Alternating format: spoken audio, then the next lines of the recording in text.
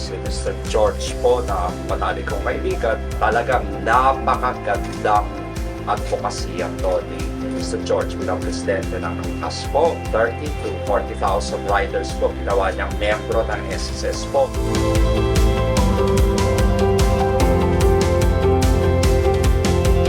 Kay Kuya Rolly, thank you very much po sa pagmamahal nyo, sa pagrespeto natin at pagkakaruga para sa ating mga motorcycle taxi drivers, mga angkas riders. Miyembro po sila ng SSS George at yan ang pinakamalaking kontribusyong ko sa korporasyon ninyo. Inaalagaan mo ang mga driver. Marami pong salamat kay Sir Makasait. Di ko expected na ako yung mananalo ng isang brand new na motor. Malaking chance sa akin to na para makatulong sa panghanap buhay ko rin sa araw-araw.